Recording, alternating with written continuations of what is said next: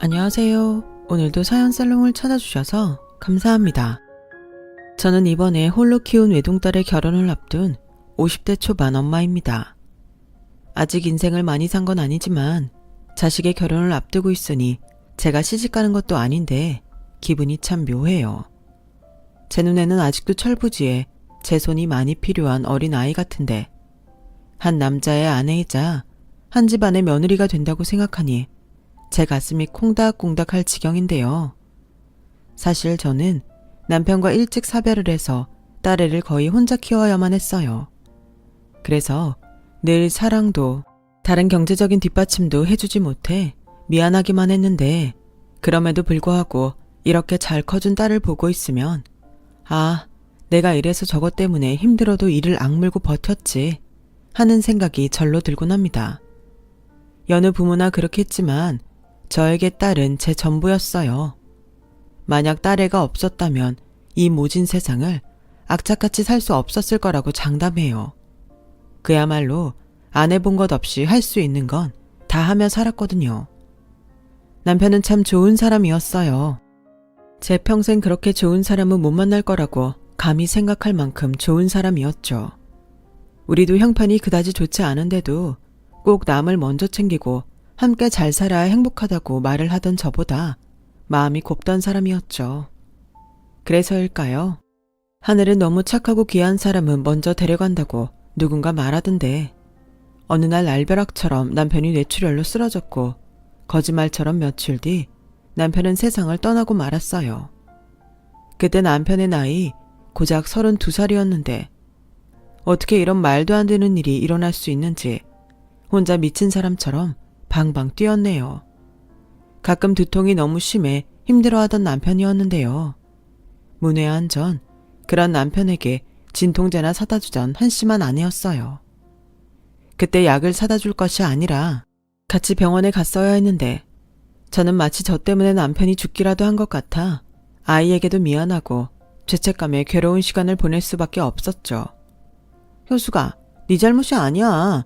저렇게 젊은 사람이 이렇게 허망하게 갈 줄 누가 알았겠어? 그러니까 자책하지 말고 세영이 생각해서 힘내. 이제 세영이 부모는 너 하나잖아. 그래, 지금은 너무 힘들겠지만 어쩌겠니? 간 사람은 간 사람이고 산 사람은 살아야지. 그만 털고 일어나. 먼저 간 남편이 나쁜 놈이지. 넌 잘못 없어. 네가 의사도 아닌데 어떻게 다 아니?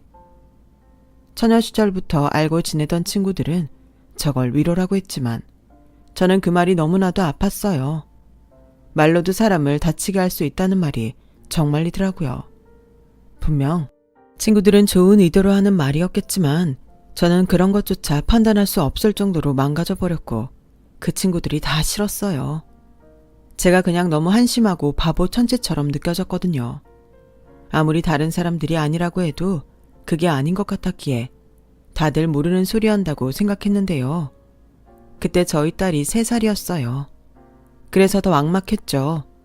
가방끈이 긴 것도 아니고 할 줄 아는 기술이 있는 것도 아니고 저 어린 걸 혼자 어떻게 키워야 할까.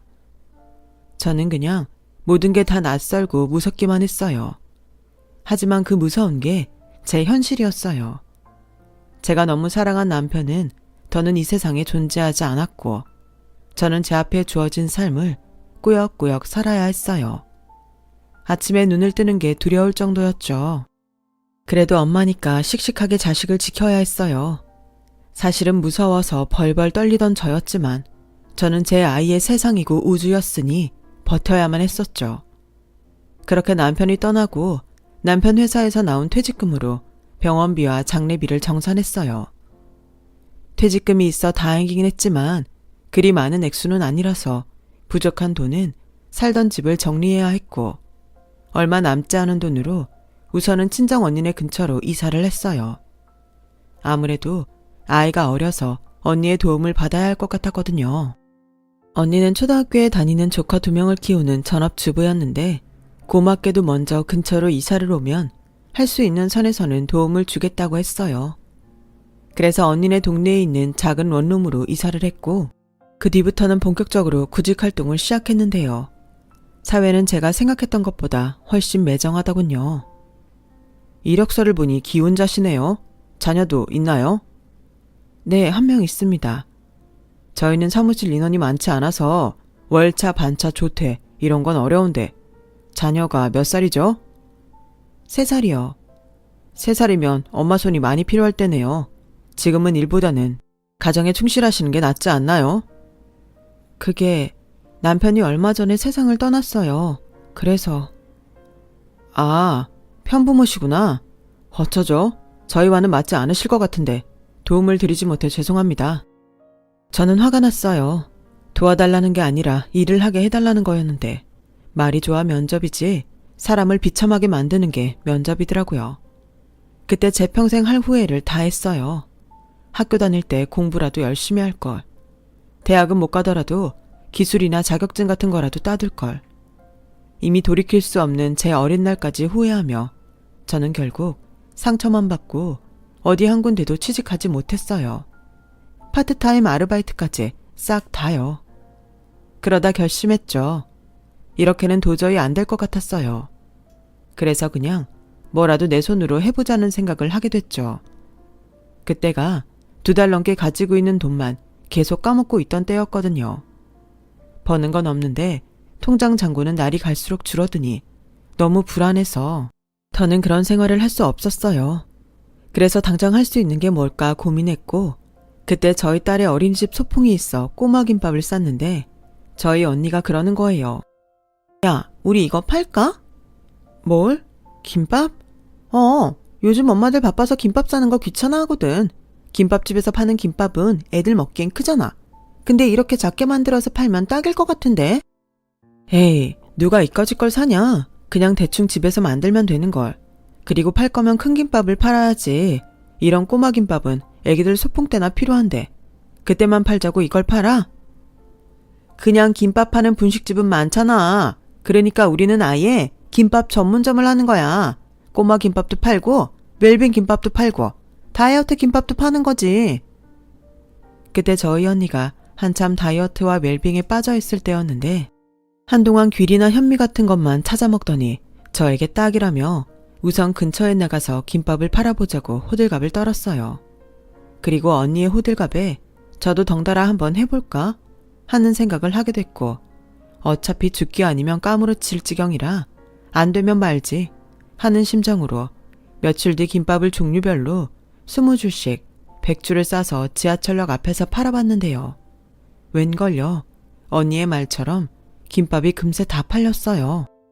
그날 김밥을 팔고 번 돈이 30만 원이었는데 그게 제가 남편을 떠나보내고 처음으로 벌어본 돈이었어요. 재료값 빼면 수익은 그보다 더 안 됐지만 저는 그때 감이 왔어요. 출근 시간에 팔면 승산이 있을 것 같았죠. 그리고 언니는 그 뒤부터는 본격적으로 동네 학교 엄마들에게 소풍날 쓸 김밥 주문이 가능하고 다이어트 김밥이라며 자기가 나서서 적극적으로 홍보를 해주었는데 애들 학교에서 무료로 배웠다며 POP 손글씨로 홍보 메뉴판까지 만드는 등 열의가 참 대단했어요. 저는 그런 언니가 너무 고마웠죠. 그렇게 생각해보면 얼떨결에 저는 김밥 장사를 하기 시작했어요.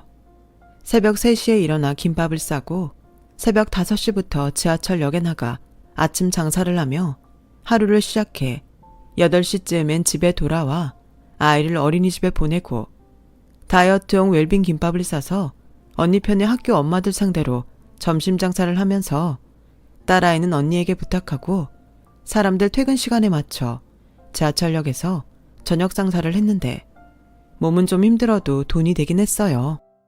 소풍 때는 주문까지 받아 꼬마 김밥이나 꼬마 주먹밥 같은 것도 만들어 팔았는데 엄마들 사이에서 입소문이 나니 이래저래 도움이 많이 되긴 했어요. 그렇게 꼬박 2년을 살았어요.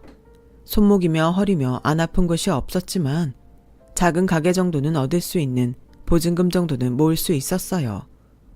거기에 좀 외진 골목이긴 했어도 가게에 방까지 하나 딸린 작은 가게를 발견했는데 출근할 것도 없이 딱 제 가게다 싶어 바로 계약을 했고 길거리 장사를 졸업할 수 있었어요. 길거리에 나가 음식을 판다는 게 날씨에 따라 너무 힘들었거든요. 장마, 무더위, 폭설, 한파까지. 다시 그때로 돌아가 할 수 있냐고 누군가 물어본다면 저는 자신 없다고 할 것 같아요. 그만큼 힘들었으니까요. 그래서인지 10평도 되지 않은 테이블도 2개밖에는 놓을 수 없는 작은 가게였지만 저는 너무 행복했어요. 그리고 김밥과 잘 어울리는 라면을 팔기 시작했죠. 더 이상 지하철역에 나가 김밥을 팔지 않았지만 제 김밥을 사서 먹던 동네 분들이 있어 가게는 딸과 제가 먹고 살 정도는 됐어요.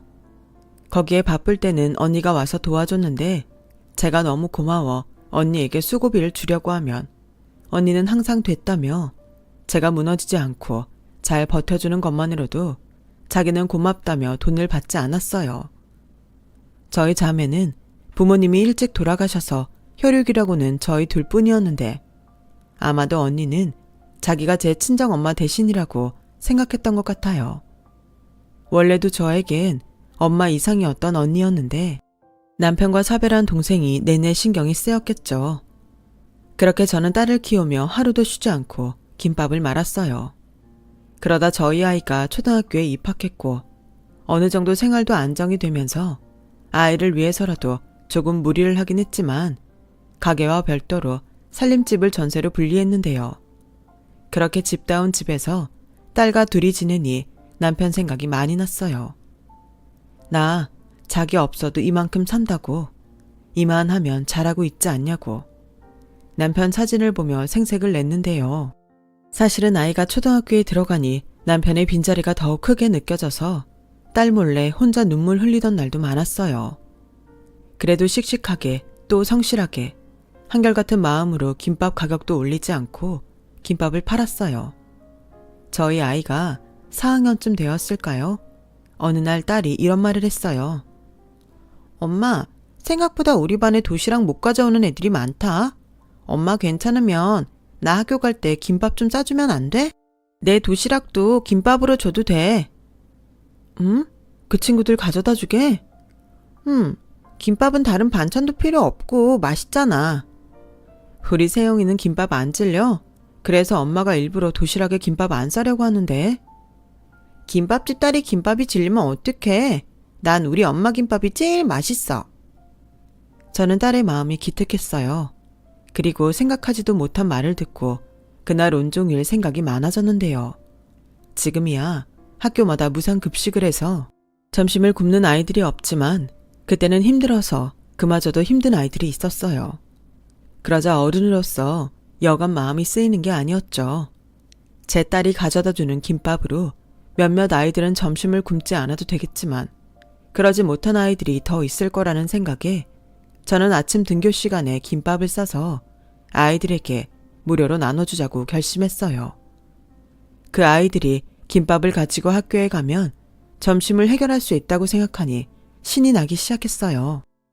그러자 제 계획을 한 언니는 으이그, 야, 너는 돈이 썩어나? 그리고 하면 언제까지 할 건데? 괜히 손해보는 일 만들지 말고 하지 마. 네가 그럼 애들이 뭐 네 맘 알아주기나 할 것 같아? 요즘 애들 남 눈치 보여서 그런 거 싫어해. 라고 저를 말렸지만 저는 언니 말이 하나도 귀에 들어오지 않았어요. 이미 하기로 마음 먹었거든요. 대단한 기부나 봉사 같은 건 할 수 있는 형편이 아니지만 그 정도는 제가 어른으로서 할 수 있겠다는 판단이 섰으니까요. 만약 남편이 살아있었다면 분명 좋은 생각이라며 자기가 먼저 발벗고 나설 거라고 생각하니 더는 망설일 이유가 없었죠. 그래서 그 다음날 저는 새벽 6시에 일어나 김밥을 싸서 가게 앞에 아침에 싼 김밥이에요. 무료 나눔 행사 기간이니 가져가서 맛있게 먹어요. 라고 적어놓고 김밥을 내놓으니 아이들은 물론이고 동네 어르신들도 정말 공짜라며 물어보시고는 김밥을 가져가 드셨는데요. 많이 준비한다고 했는데 김밥이 정말 순식간에 없어지더라고요. 처음엔 쭈뼛쭈뼛 눈치를 보느라 애들이 가져가지 못하는 눈치여서 며칠은 제가 가게 밖에서 일일이 나눠주곤 했는데 아줌마가 김밥 맛있는지 반응 보려고 무료로 나눠주는 거야. 먹어보고 맛있는지 맛없는지 알려줘. 라며 너스레를 떠니 아이들이 그제야 김밥을 가져가 먹더라고요. 그리고 학교를 마친 아이들이 저를 찾아와 김밥이 맛있다며 정말로 소감을 알려주는데 어찌나 순수하고 예쁘던지. 그 뒤로는 새로운 거짓말을 생각하느라 고생도 많이 했어요. 그리고 이윽고 아이들도 제 마음을 알았는지 나중엔 자연스럽게 김밥을 가져가면서 고맙습니다, 잘 먹겠습니다 하고 인사를 해주는데 그렇게 뿌듯할 수가 없더군요. 그리고 감사하게도 동네에서 착한 아줌마가 아는 김밥집이라고 소문도 나서 일부러 찾아와 김밥을 주문해 주시는 손님도 있었어요. 나중엔 저희 언니도 자기 생각이 짧았다며 미안하다고 했는데 어느 날부터는 자기가 아침에 일부러 나와 저를 도와주기까지 했어요. 그렇게 아침마다 언니와 수다도 떨며 김밥을 싸니 이것도 재미있었는데 그러기를 몇 달 후 형부가 지방에 있는 공장으로 근무지가 변경되면서 언니는 어쩔 수 없이 조카들과 지방으로 이사를 가게 되었어요. 그래도 남편 떠나고 언니를 많이 의지하고 지냈는데 언니가 이사를 간다고 하니 밤에 잠도 오지 않을 정도로 허전하더라고요. 그렇다고 형부가 가시는데 언니는 가지 말라고 붙잡을 수도 없고 이젠 딸도 제법 컸기에 저는 이제 정말로 홀로 서기를 해야겠구나 생각했는데요. 언니에게는 속마음과 달리 걱정할 필요 없다며 가서 잘 살라고 제가 오히려 큰 소리를 쳤어요. 그러자 언니는 걸음이 떨어지지 않는다며 저를 걱정했고 저는 지금까지도 충분히 고마웠다고 지금 이렇게나마 살 수 있는 건 모두 언니 덕분이라고 가서 이사하면 냉장고라도 좋은 놈으로 바꾸라고 현찰 300만 원을 봉투에 넣어줬는데 언니는 또다시 못 받는다고 손사래를 쳤어요. 야, 네가 무슨 돈이 있어. 그럴 돈 있으면 모았다가 세영이한테 써. 내 딸 내가 어련히 잘 키울까 봐 내가 알아서 해. 그리고 언니가 언제 내가 준 수고비라도 제대로 받은 적 있어? 나도 기분 한번 내보자. 그동안 언니 덕에 이만큼 살았는데 동생을 아주 은혜도 모르는 못된 년을 만들어. 더 할 수 있으면 더 해주고 싶지. 너는 무슨 말을 해도 그렇게 해. 내가 뭐 얼마나 도와줬다고. 언니는 결국 제 앞에서 콧잔등을 시큰거리다 눈물을 흘리고 말았어요. 그리고 한 달 뒤 언니는 멀리 광주로 이사를 갔고 저는 홀로 동네에 남아 평상시처럼 똑같이 장사를 했죠. 여전히 새벽에는 아이들에게 무료로 나눠줄 김밥을 쌌는데 사람 든 자리는 몰라도 난 자리는 안다고 아침마다 언니가 그리웠어요. 그러다 칼질할 때 한 번씩 통증을 느끼게 되었는데요.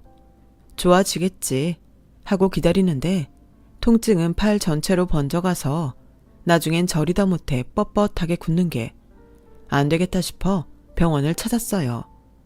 병원에서는 쉬는 날 없이 일을 했기 때문에 손가락과 손목 등에 관절염이 생겼다며 저에게 일을 쉬라고 권하더군요. 목구멍이 포도청이고 일할 사람이 저 아니면 아무도 없는데 현실적으로 불가능한 일이라 저는 당분간 저를 도울 아줌마를 구하기로 했어요. 다른 건 쉬엄쉬엄 해도 새벽에 아이들 나눠줄 김밥을 싸는 건 역시 저 혼자서는 무리가 따랐거든요. 그렇다고 제가 아프다고 쉬면 아이들이나 어르신들이 밥을 굶을 것이고 역시 그렇게는 만들고 싶지 않았어요. 그렇게 사람을 구한다는 종이를 적어둔 지 일주일이 조금 지나 저와 비슷한 또래의 한 여자가 가게 안으로 들어왔고 그 여자는 툭 치면 쓰러질 것 같이 보였는데 제가 도움을 받을 게 아니라 도움을 줘야 하는 사람처럼 보였어요. 주방이나 식당 일 같은 거 해보신 적 있으세요? 아니요. 사실 제가 일은 처음이에요. 솔직하게 말해야 할 것 같아서 말하는 건데 제가 지금 너무 힘들거든요. 뭐든 열심히 할게요. 제발 저 여기서 일하게 해주시면 안 될까요? 남편 죽고 애랑 둘이 사는데 정말 막막해서요.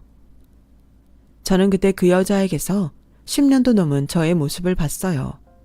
그리고 동병상련이라고 사연을 다 듣지 않았는데 알겠더라고요. 얼마나 많은 곳에서 거절을 당하고 힘들었을지요. 그래서 저는 그 여자에게 같이 일하자고 했어요. 무엇보다 새벽 6시에는 가게에 와야 해서 그 부분을 할 수 있냐고 했는데 무조건 할 수 있다며 얼굴 가득 미소를 짓는데 그냥 다 좋았어요. 솔직히 일은 안 해본 티가 너무 나서 처음부터 일일이 가르쳐줘야 했지만 누구나 처음은 있는 거니까 인내심을 갖고 가르쳐줬더니 다행히 좀 느리긴 했어도 사람이 성실해서 저와 큰 부딪힘 없이 함께 일할 수 있었어요. 그리고 가까이 지내는 만큼 서로 사연을 털어놓게 되었는데 나이도 비슷하고 사정도 비슷하니 저희는 금세 언니 동생하며 가까이 지내는 사이가 되었어요. 제가 2살 위 언니라 정미야 하며 이름을 불렀는데 정미는 저에게 언니라고 말하니 뭔가 진짜 동생이 생긴 것 같고 기분이 좋더라고요.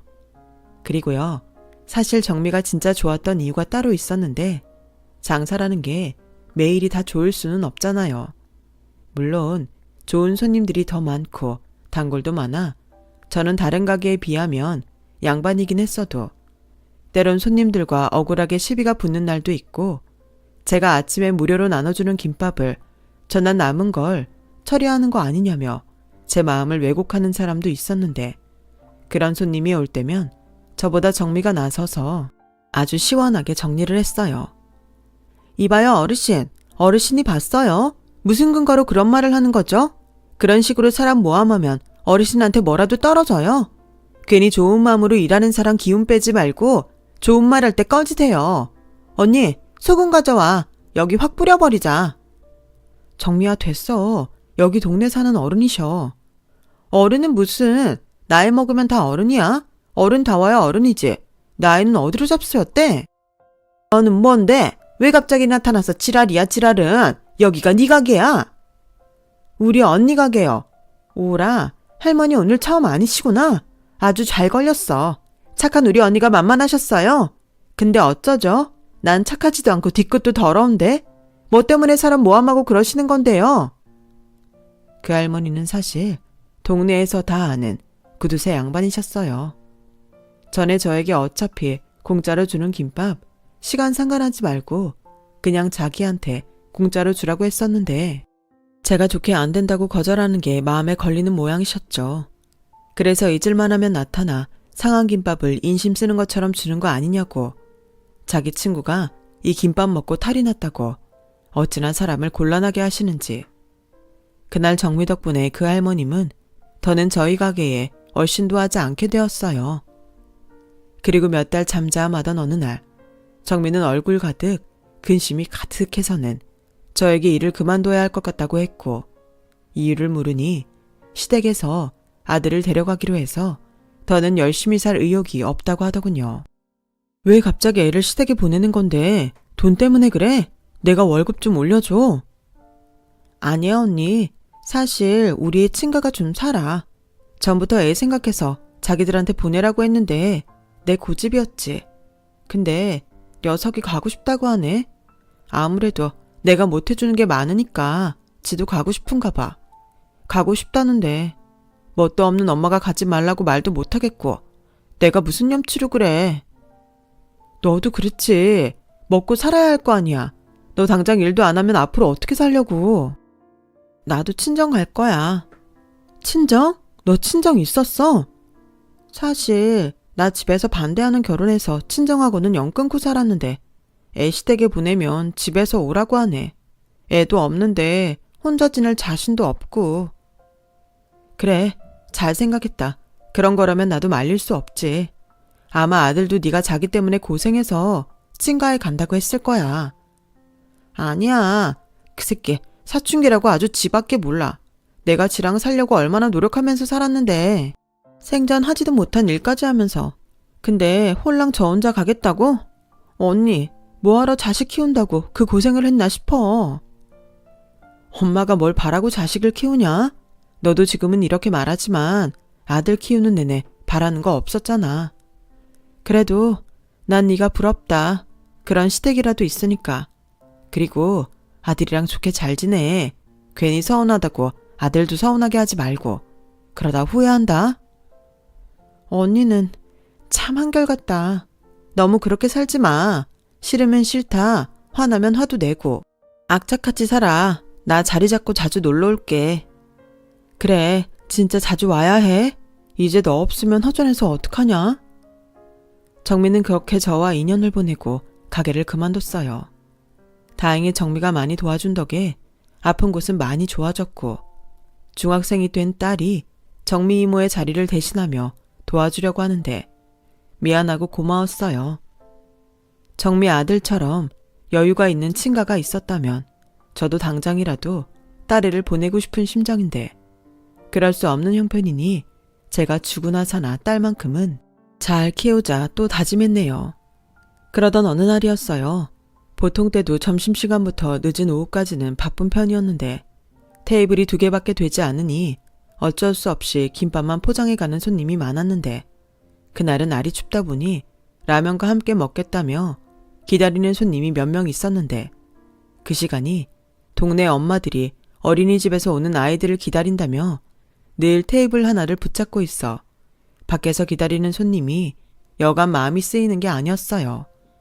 그래서 망설이다 겨우 양해의 말을 구했는데요. 저기 죄송하지만 다 드셨으면 자리 좀 비워주실 수 있을까요? 밖에서 손님이 식사하고 싶다고 기다리시는데 아무래도 제가 신경이 많이 쓰여서요. 어머, 아줌마는 뭘 그런 걸 신경 써요? 기다리다 안 되면 그냥 가겠죠.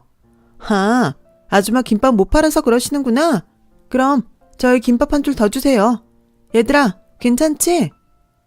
언니, 우리 좀 있으면 저녁 시간인데 김밥 한 줄을 더 먹자고? 난 별론데. 그럼 어떡해? 애들 오려면 30분은 더 기다려야 하는데. 그럼 그러지 말고 여기 꼬마 김밥도 팔잖아. 그걸로 하자. 사가서 애들 저녁으로 주면 되니까. 저기요, 꼬마 김밥은 따로 주문을 해주셔야 해요. 안에 들어가는 재료가 다르거든요. 그리고 꼭 제가 더 팔아야 한다는 게 아니라서요. 다 드시고 1시간 넘게 앉아 계셨으니 양해를 부탁드리는 거예요.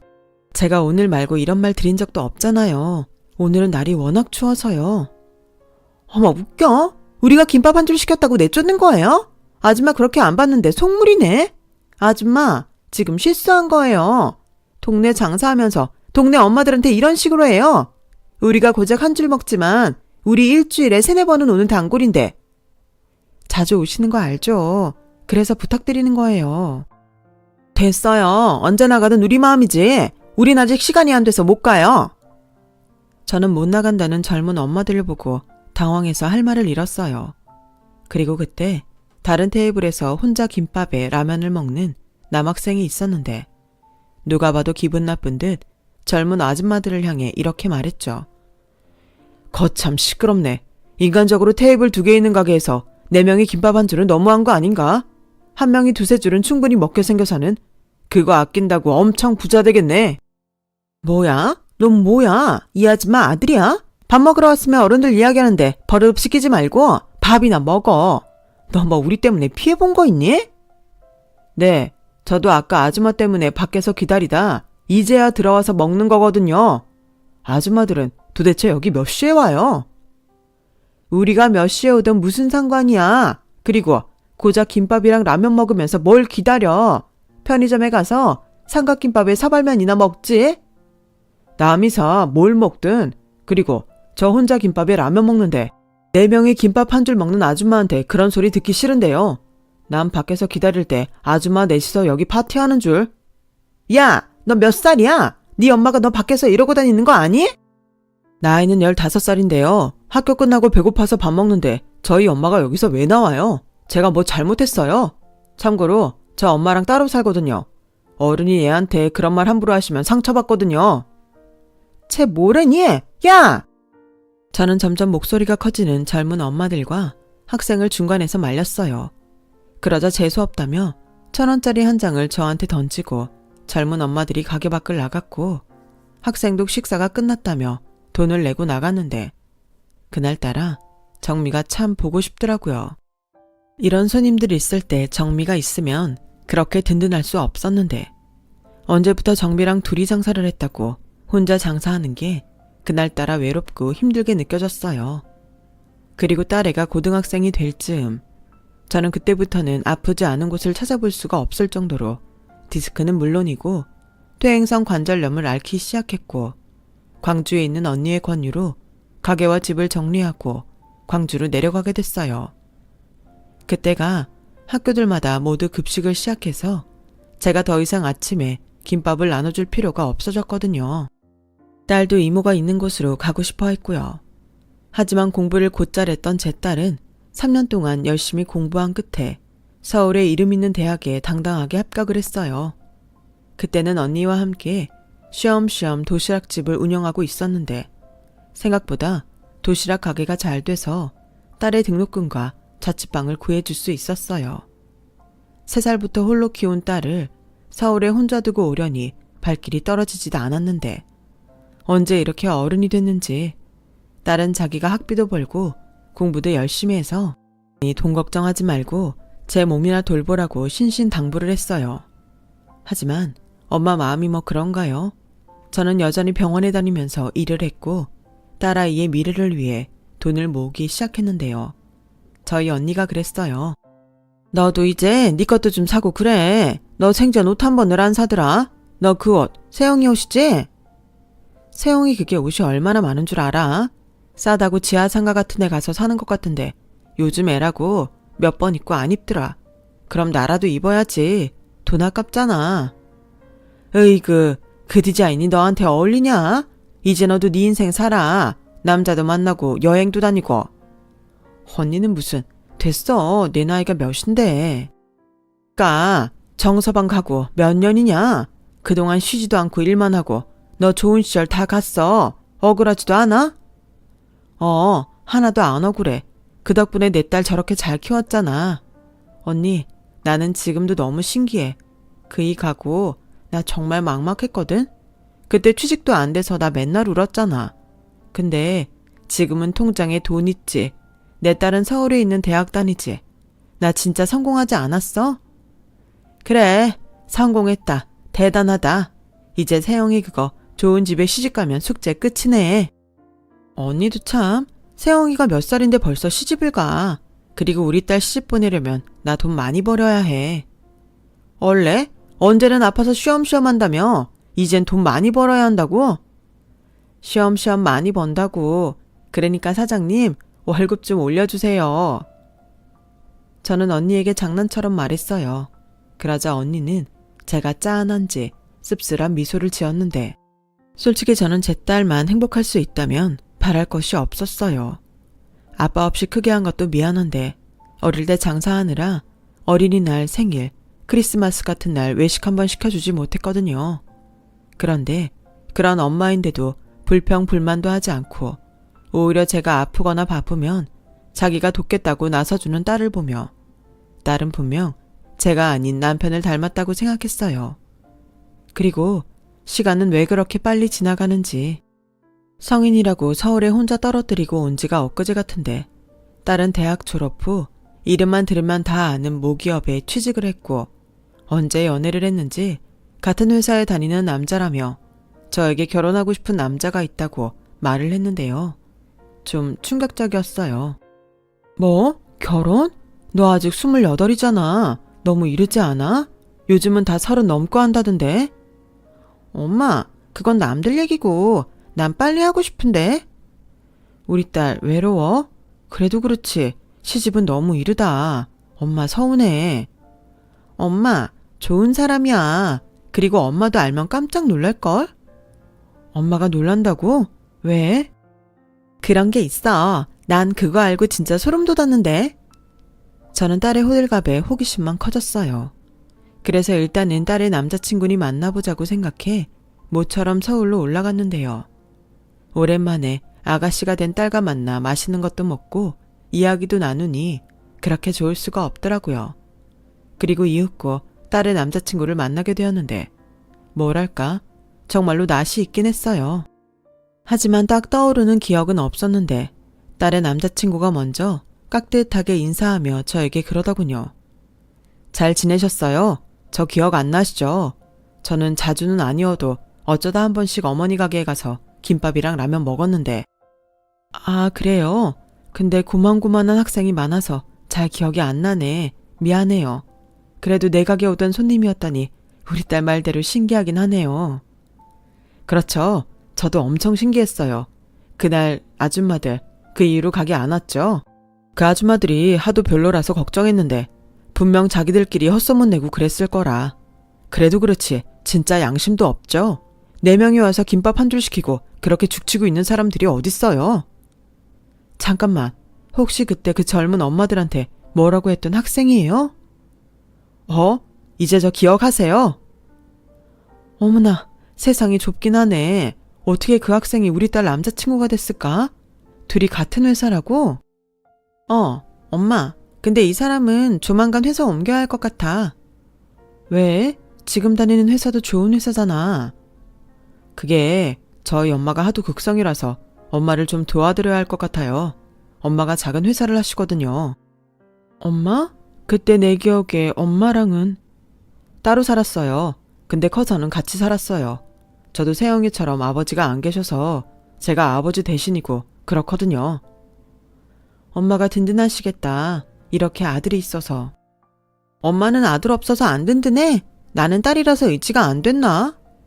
아니, 당연히 의지했지. 엄마는 너 없었으면 그렇게 못 살았다니까. 둘이 통하는 게 많아서 서로 잘 맞았겠네.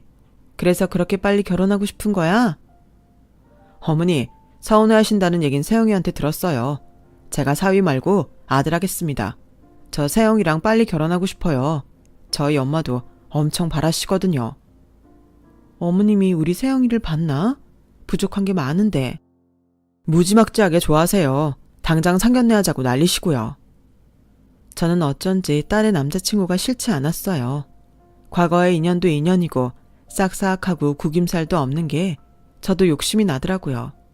그런데 한 가지 마음에 걸리는 게 있었으니 그건 딸의 남자친구의 집안이었죠. 회사를 운영할 정도의 집이면 보나마나 저희 집과는 차이가 많이 날 텐데 괜히 딸애가 상처를 받는 건 아닐까? 엄마로서 마음이 쓰이지 않을 수 없었어요. 그리고 딸 시집 보낼 때 쓴다고 꾸준히 적금을 부으며 돈을 모으고 있던 저였는데 딸의 남자친구를 보니 그 돈들이 턱없이 부족하게 느껴졌고 이래저래 걱정이 안 될 수가 없었어요. 나중엔 급기야 이 결혼이 부족한 저 때문에 깨진다면 딸아이가 얼마나 깊은 상처를 받을까? 벌써부터 두려웠는데요.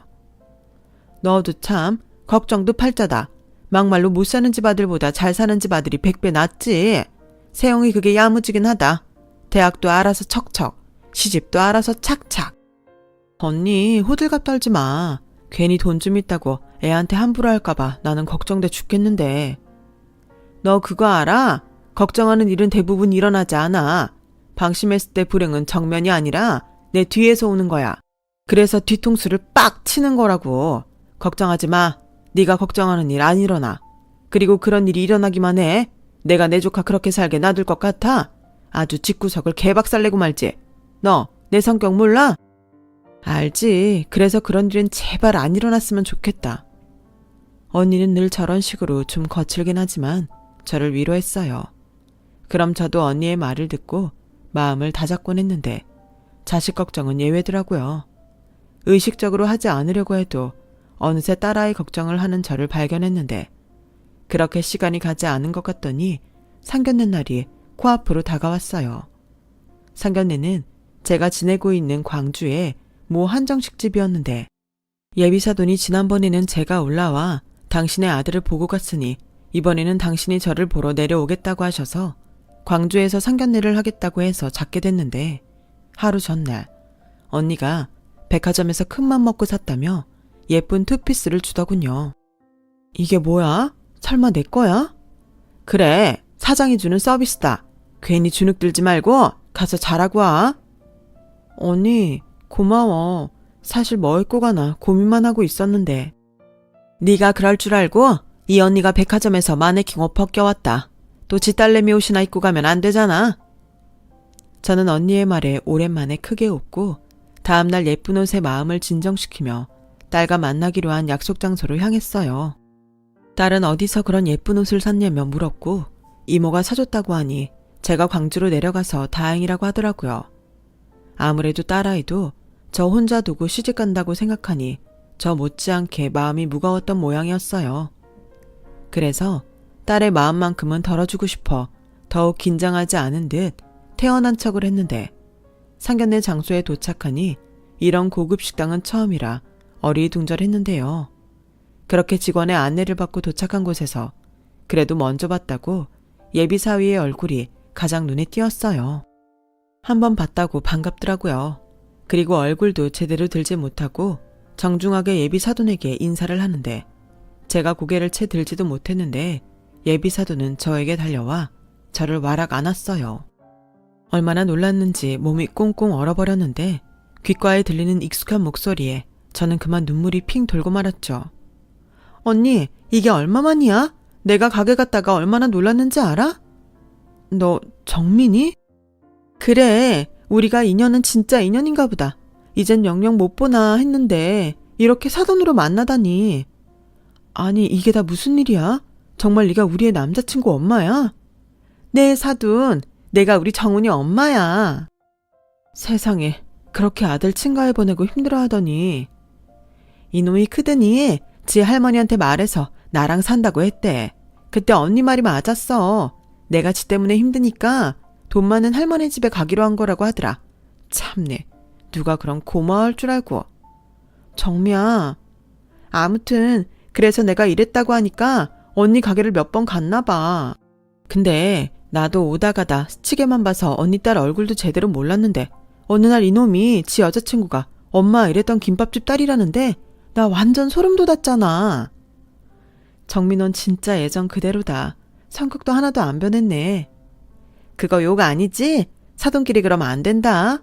그리고 언니도 마찬가지거든. 어쩜 그대로야. 세영이가 누굴 닮았나 했더니 사돈 닮았네. 엄마, 이제 좀 진정해. 여기 우리 상견례 자리인데 또 까먹었지? 어머, 그랬지? 내 정신 좀 봐. 언니, 우리 앉자. 세영아, 어서 앉아. 너는 어제 못 보던 사이에 더 이뻐졌다. 너도 놀랐니? 네, 정훈 씨가 우리 가게 손님이었다는 것만 알아서요. 내가 이렇게 서프라이즈 하려고 말하지 말라고 했지. 언니, 여기는 내가 쏘는 거니까 우리 오늘 배 터지게 먹자. 저는 순간 상견례 장소라는 것도 있고 오랜만에 만난 정미, 아니 사돈과 반가운 재회의 시간을 가졌어요. 처음엔 그저 아들과 먹고 살게 도와달라고 금방이라도 쓰러질 듯 나를 찾아왔는데 이런 날이 올 줄 누가 알았겠어요. 그리고 듣게 된 지난 이야기로는 정민은 친정 오빠의 권유로 사업을 시작했는데 그 사업이 이제는 제법 자리를 잡아 아들과 같이 운영하면서 훗날에는 아들에게 사업을 물려줄 생각이라고 하더군요. 그러면서 제 딸은 하고 싶은 거 자유롭게 하고 그저 행복하게만 잘 살길 바란다고 했는데 언니의 말처럼 제가 그동안 했던 걱정은 모두 쓸모없는 걱정이었고 이젠 사돈이 된 정민은 사실은 아들 결혼보다 저와 다시 만나다는 기쁨에 어쩔 줄 몰라 했죠. 저도 잃어버린 동생을 찾은 그런 기분이 들었어요. 그렇게 저희는 한 가족이 되기로 했어요.